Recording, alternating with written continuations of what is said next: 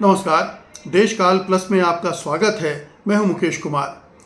दोस्तों, भारतीय जनता पार्टी के नेताओं, उनके समर्थकों को इतिहास को झुठलाने में, उसको कलंकित बताने में इतनी खुशी होती है कि वो ये भी नहीं सोचते हैं कि वो भारत को कलंकित कर रहे हैं, भारत के इतिहास को झुठला रहे हैं। अब देखिए कि बीजेपी के एक सांसद हैं निशिकांत दुबे। आप जानते ही हैं कि वो प्रधानमंत्री मोदी के लाडले हैं और सोशल मीडिया पर इतना जहर उगलते हैं कि शायद बहुत कम नेता उनकी बराबरी कर पाएंगे। और ख़ास तौर पर फेक न्यूज़ फैलाने में, झूठी खबरें शेयर करने में, खबरों का गलत इंटरप्रिटेशन करने में। अब उन्होंने एक नया तुर्रा छोड़ा है, शिगुफा छोड़ा है।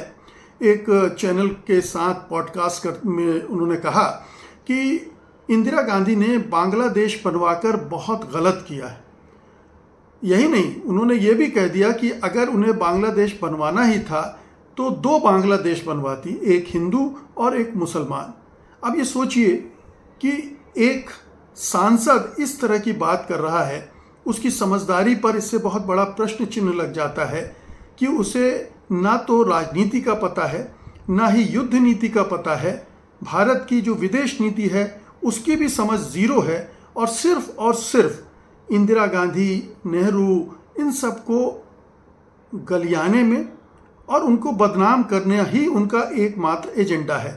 ये भारत की एक बहुत बड़ी उपलब्धि थी कि बांग्लादेश बना और पाकिस्तान दो टुकड़े हुआ।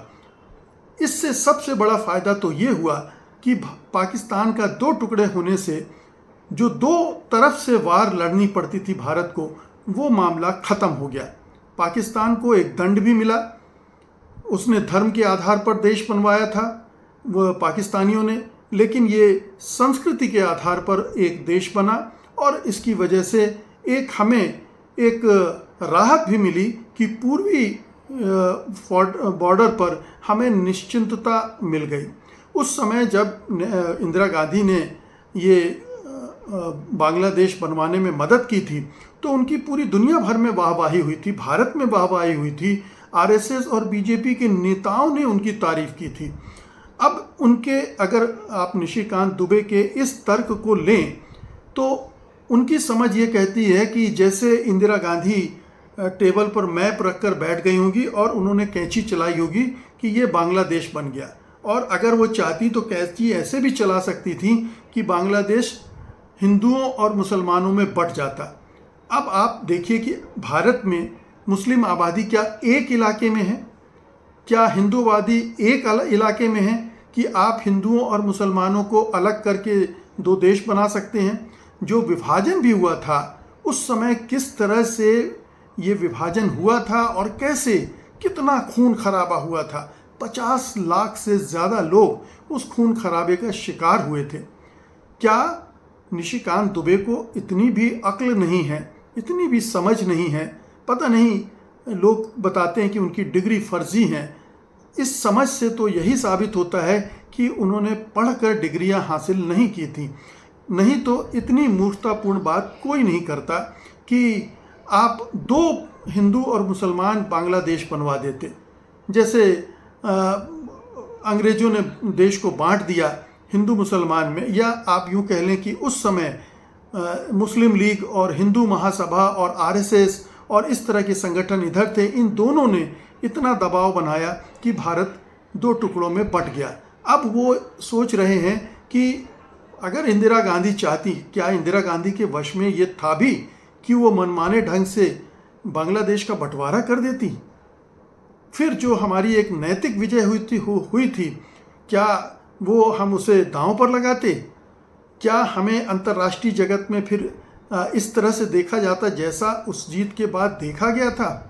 बिल्कुल नहीं। फिर हमें वही हिंदू और मुसलमान के चश्मे से ही देखा जाता और हमारी बदनामी पूरी दुनिया भर में होती। हालांकि ये तो प्रैक्टिकल था ही नहीं, व्यवहारिक था ही नहीं कि भारत इतना बड़ा हस्तक्षेप कर देता कि वो पूरी आबादी को दो हिस्सों में बांट देता।